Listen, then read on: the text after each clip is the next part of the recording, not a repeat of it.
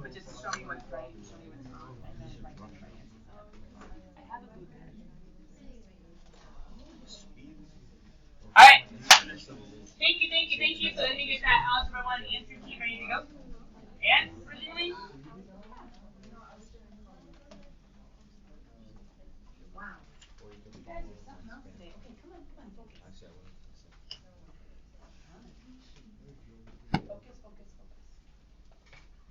What do you see up on the board? What is that?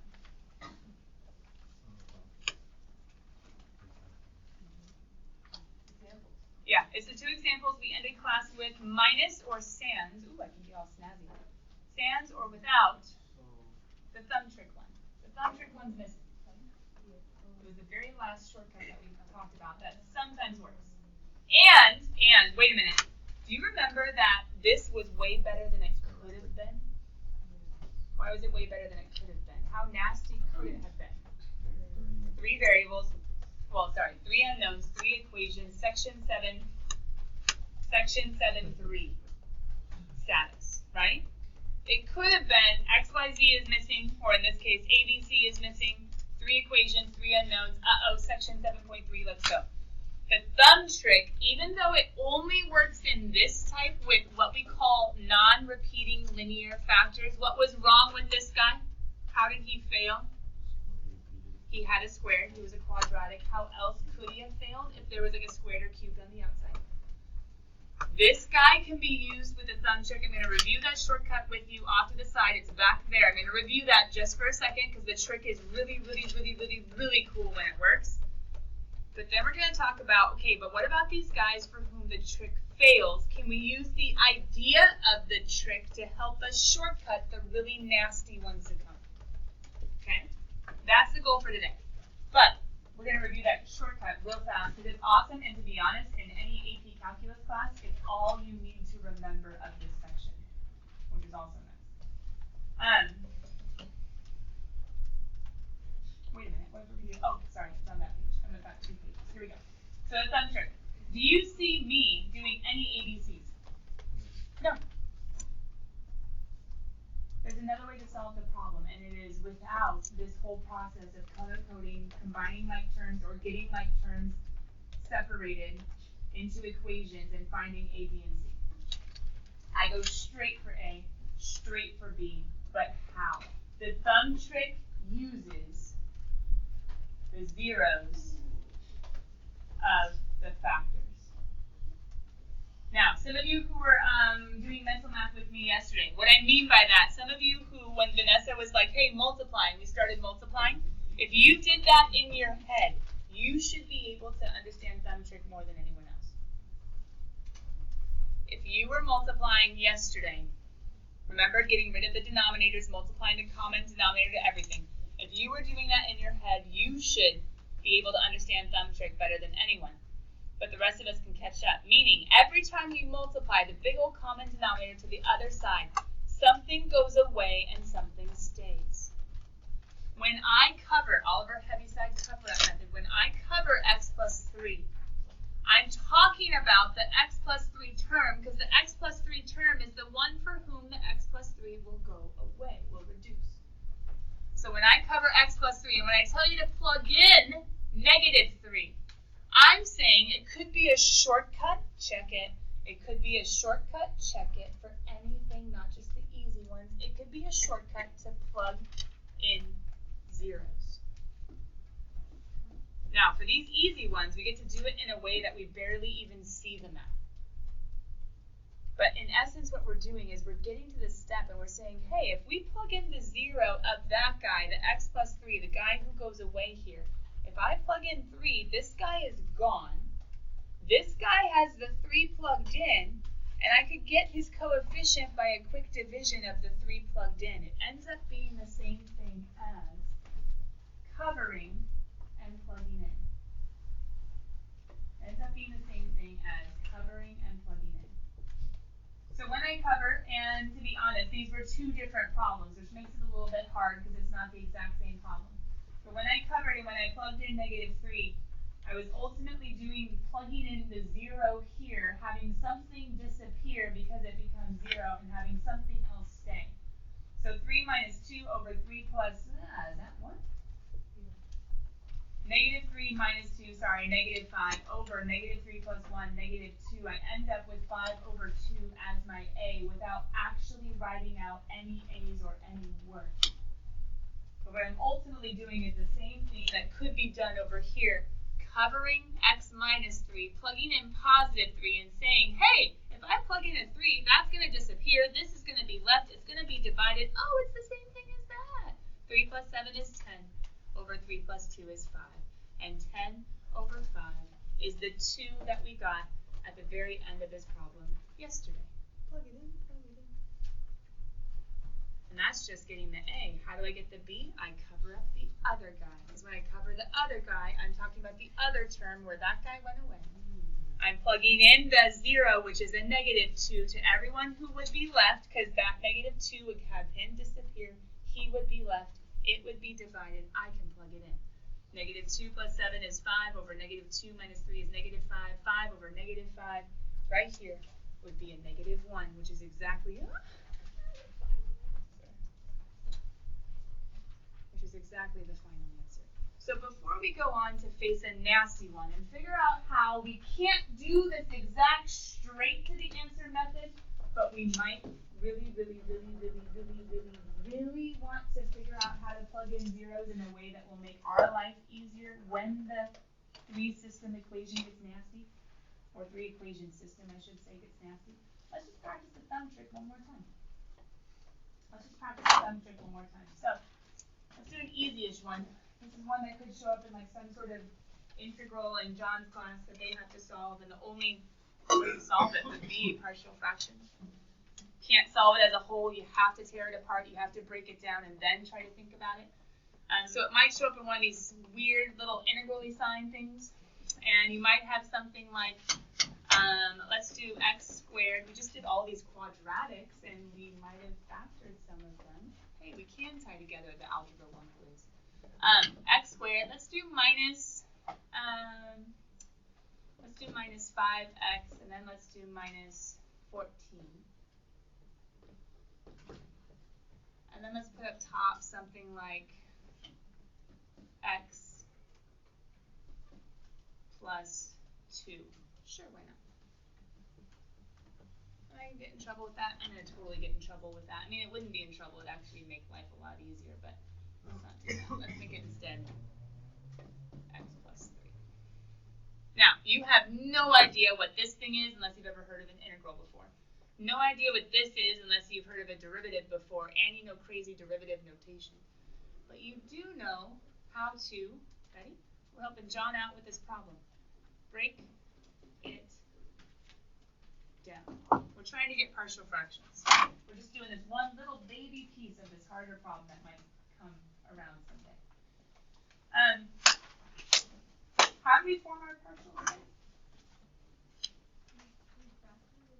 Yeah, I mean, technically we make sure it's not what? What would make us go divide it first? Okay, make sure it's not improper, but is the top greater than or equal to in degree? No. So no division, good. So we factor it, and why are we factoring it? Wait, why do I know to write 2? Because there are factors and there are 2 of them. Does that make sense? What are the factors? You guys have already done it, yeah? What do you get? Minus 7, good, because of the -5. Got it. But what's still up top? Okay. So I know I have 2 because I have 2 factors. If I couldn't factor it, I would just have 1. It already is 1. I'd actually be done. That was a hint for a homework problem. If you couldn't factor it, there'd only be 1, but there already is 1, so you'd be done. But this one, I have 2, so I'm going to make 1 for x minus 7 and 1 for x plus 2. Has anybody figured out this coefficient for x minus 7 using the cover-up, the thumb trick? What it is?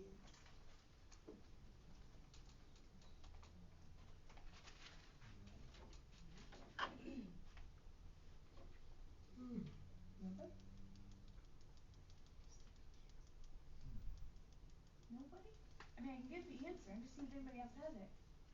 Good thinking. Kobe's thinking? Do you have to write that x minus 7 and x plus 2 on the top of x minus 7? No, that's not what we did over here. And we're not doing the long way, Vanessa. We're doing the shortcut, which is, it's going to look weird. It's not going to look like the color coded. 10 over 9? Anybody else get 10 over 9? Raise your hand. Come on, be proud. We got 10 over 9. How? Plug what in?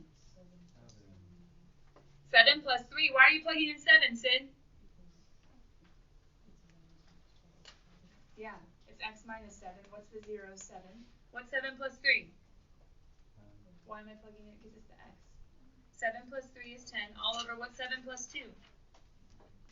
9. Remember, when you cover somebody, you plug in the opposite to the x spot. When you cover somebody, you're plugging in the opposite to the x spot. And whoever you're covering is where it goes. So pause. Where did 10 over 9 come? The thumb trick method says cover the x minus 7 and plug in the 0, which is 7. 7 plus 3 is 10. Over 7 plus 2 is 9. It's a trick. I know it's just a trick. But I'll remind you real quick of the math in just a second. I'm curious if, pause, don't say anything, if you can get the second one. Ready, set, try to do the method again. Don't say it out loud. Don't give the answer away. Don't be a party pooper. Shh. And get yourself out. Oh, try it on your own. Covering up the other guy. Covering up the other guy. Plugging in the other guy's 0 to the x's. Covering up the other guy. Plugging in the other guy's 0 to the x's. Anybody want to say the tree? It's a nice blank, only slightly creased paper. That's fine. And I'll for one kid left.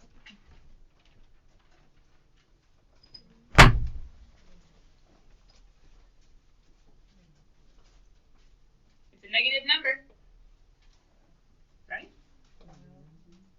It's a fraction.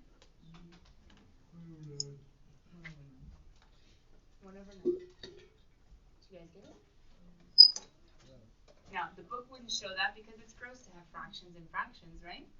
The book would instead pull out the 1/9 probably over there, factoring out a 1/9 from both, and they would probably have 10 over x minus 7 minus 1 over x plus 2. Yeah, I'm hearing good stuff. We're covering the x plus 2, plugging in a negative 2. What's negative 2 plus 3? 1. And what's negative 2 minus 7? Got it. Whereas this one was plugging in the 7 plus 3 over the 7 plus 2. Wait, does it matter if I put 1/-9? Not really, as long as you realize and would be able to make it match that whether it's a negative over a positive or a positive over a negative, it's still going to end up with a negative number to the whole thing. Does that kind of make sense? Nathan?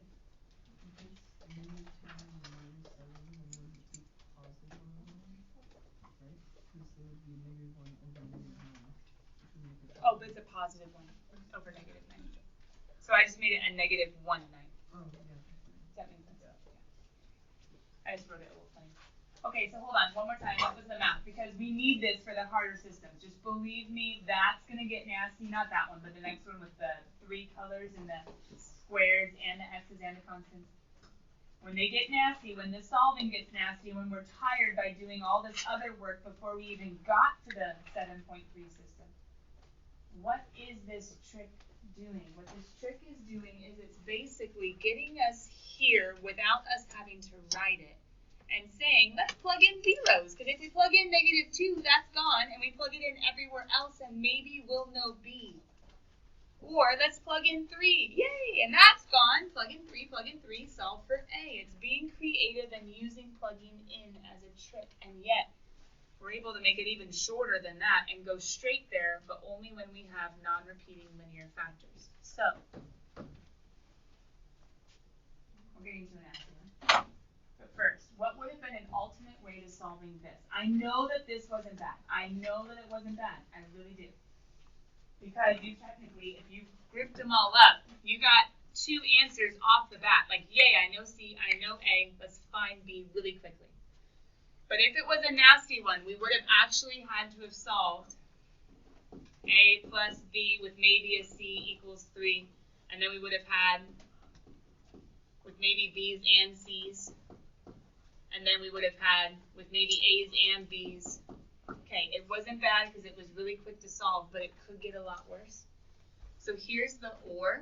Instead of setting up a system and solving, the other way is to plug in zeros at this step. The thumb trick method, while it won't totally work, we can use what's actually going on. Plug in zeros, and I'm going to say and others. Because to be honest, we need to plug in however many points as the unknowns that we have. And we have A and B and C. We have 3 unknowns. We need to plug in 3 x's. So if we plugged in x equals, we need 3. We start with the zeros. What are the zeros of the original factors? Well, that one's easy. What's the 0 of x? Just 0. But didn't we say his zeros are imaginary, which is why we didn't factor in? Well, we ran out real quick. But we need to plug in 3 different x's. So we need to plug in 3 different ones. If we ran out of zeros at this guy, well, who do you want to plug in? Like 127? Something easy, please. Something easy. What's the easiest number that's not 0? Yeah. Oh, we need one more. Okay. What do you want to do? Go to 2 or go to -1? It's kind of a... Okay. So plugging in 2, some of you could go to -1. It's not going to make a difference. You get to pick whatever 3 you want. My advice is to start with the zeros because the thumb trick method taught us. That simplifies things. If I were to take this guy right here, and if the system was nasty, if I was trying to avoid this, I would say, okay, let's avoid that whole mess, color coding. Let's avoid foiling. Let's avoid making equations, and let's just plug and chug. Plug and chug what? Well, 0. Okay, cool. Plug in 0. 0 plus 0 plus 4, right? We're plugging in 0 to all the x terms. So what happens when you plug in 0 over here, guys? 4a. And then why do we plug in zeros? Because somewhere it's going to make everything just 0. Oh, hey, look. I know a is 1. We knew that. I know you knew that, but you had to FOIL and you had to group to get that. I was able to do one plug-in and get it. Oh, that's cool. And now that we know a is 1, can't we replace a with 1? And can't we go ahead and say, okay, it's time to plug in 1. Well, 3 times 1 squared. Aw, it's 3. Okay, fine. 3 plus 4 is 7. 7 plus 4 is 11. 11 is equal to 1 times 1 plus 4 is 5. 1 times 5 is 5 plus b times 1 plus c times 1. Do I know b and c? No. But I don't have a 3 equation, 3 variable system. I just have a little baby 2 variable system, or at least equation. I'm going to go get another one in a second. I would plug in 2. 2 squared is 4. 4 and 3 is 12. 12 and 8 is 20, and 4 is 24. I know a is 1 from the top. 2 squared is 4. 4 plus 4 is 8. Plus, and now I have 2b plus c. Plugging in 2 to the x spot times 2. Is it gorgeous? No. Would it work? Yes. I've made my 3 variable, 3 equation system into a 2 variable, 2 equation system. I already know one. Let's go after the other 2. And to go after the other 2, okay, we'd have to make a little system of our own. Doing things like you guys had to do with that geometry triangle problem of like starting off with x plus, oh, Nikki, what was it? I don't know, x plus like a 2y and a minus 7 equals 180. You had to move numbers to the other side to make it a nice system. Whatever, we'll move the 5 and get 6, no big deal. And then we'll make that 4b plus 2c is equal to move the 8 to get 16. Can you solve this? Yes. Easier than that? Sometimes. I'm just letting you know that there is an OR. And that OR is you plug in however many x's, starting with the zeros, and then just coming up with whatever's easy to keep on plugging in. and solving, making a system another way, without having to FOIL, without having to color code, without having to do all of that. All of that is leading us up to, let's tackle a fun one. Because homework doesn't just stay in the easy.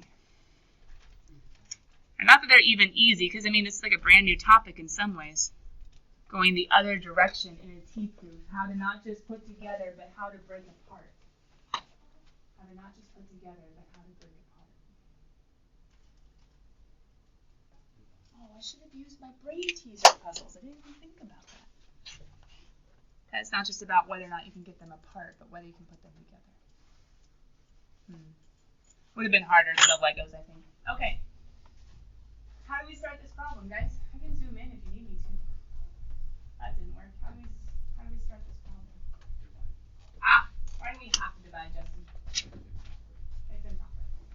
Okay.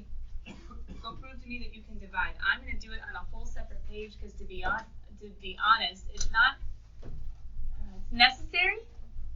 It's necessary, but it's not actually the whole point of the problem. I want the partial fractions to be over here. So we're going to divide. Who goes in the box though? The big one. Not the big one. That's not the point. The top one. Always the numerator. So I'm going to have an x to the fourth plus 2x cubed. Pause. If you've started homework, you might have gotten to one of these and gotten stuck. I would totally tune in. And if you haven't, you might get to homework and get stuck. I would tune in. Not that I should have to defend why you pay attention in class, but it is what it is. Okay. Now what? How many times? Not one. X times, right? Because x cubed times x is x to the fourth. Remember polynomial division? It's been like since chapter 2. We have to distribute. Boom, boom, boom. I'm going to pause as soon as I distribute and write the minus because it's division and check in. How we do?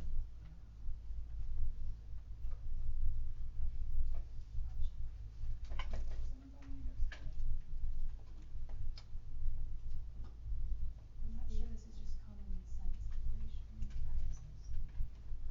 But we can talk after class and check in. In partial fractions, section 7.4, whenever you have an improper. It gets towards the end, like 44. So anytime the numerator of the top is greater than or equal to. The equal to ones are hard to see because even if this was an x cubed over an x cubed, you would still need to divide.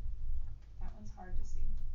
But in the beginning of homework, you're probably just seeing proper ones because they're just like, go straight to breaking down, straight to breaking down. And then those who are just kind of filling you in. It does get improper somewhere, yeah? Yeah, it's 44. Okay. 44. Yeah. But don't worry, after we do the division, it's just like a good old-fashioned partial fraction that still is kind of messy. So guys, what's the one thing, I mean, you know me by now. What am I going to warn you about right now? Jack, let's go ahead and at least have one that's out. Maybe both. Good. Dylan, I'm giving you grace just because as long as you're still taking notes and keeping track, it's okay. To some extent. But sorry, I had one desk that was totally clear and 2 ears that were totally plugged, and I'm not cool with that. When we subtract down, let's not kill a seal and let's distribute. You guys were just reminding us all of that, right? Mm-hmm. What do you end up with if you do this perfectly? Watch out for the basic stuff. 5x squared. Not 7. If you would have gotten 7, you need to get that distribution of a negative in. Get that negative in, then you'll know it's 6 minus 1. You won't make that mistake. Bless you, bless you. Now what? You put the 5x squared plus 20x plus 6 all. How would you know to stop, Emma? Why aren't you dividing? Because it's an x cubed. I now have a proper fraction. This is less than that, so there is no need to divide. Well, unless you're doing Taylor series, you can talk to John about that afterwards in BC. But besides that, we stop. And so we go ahead and say remainder. But that's like an old school, like elementary way of doing remainders. What do we do now that we know higher math? We say it's a fractional piece of the whole. And what's the whole? What are we measuring with comparison or in comparison to? So So right now, I know my original function, my original fraction is equal to, I'm going to come down here, I don't want to rewrite that whole thing, x plus, now wait a minute, why am I not just writing that whole thing? Because you can factor on x. I can break him down. If I can factor him, I can break him down.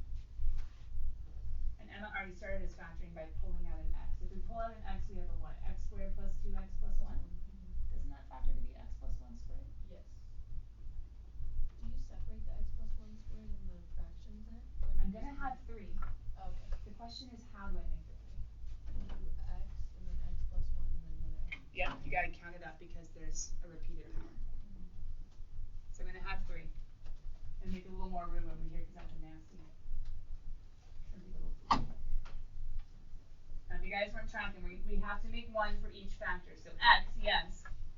X plus 1 squared, yes. But we also have to account for, well, there could have just been an x minus 1, and he could have joined in the fun too. I could have gotten a common denominator with that, or that, or that. So I have to account for all the possibilities.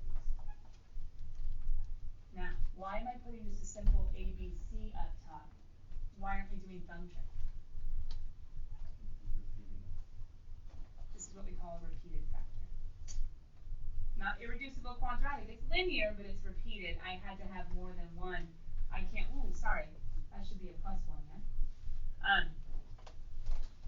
I can't finish. I can't go straight to the final solution with my thumb trick because I only have 2 zeros and I have 3 unknowns. That's one way of thinking about it. Thumb trick doesn't work because I only have 2 zeros and 3 unknowns. Now, here's where, what's my numerator? 5x squared. Here's where we have an option. Technically, we don't have an option for the next step. Hold on. Vanessa, what's the trick? What do I do? Multiply. We need to multiply this whole thing to that whole other side.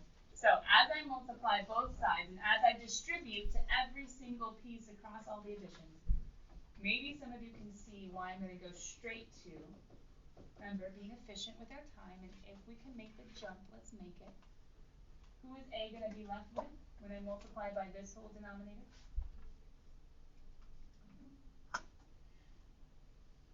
Maybe we can't make the jump.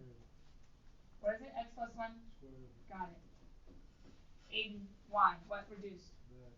Good. When I multiply this to the other side, the x is reduced. What's left? Got it. What's left when I distribute this whole thing by the b term? X. And? X plus 1. We have an x and an x plus 1. What's left with the c? Just x. Just x. Now, once again, if you can't do that, there's no shame in that. Just be honest about it and be like, okay, well, I'm going to need to write it out. If your brain doesn't go there, write it out and multiply it by everybody.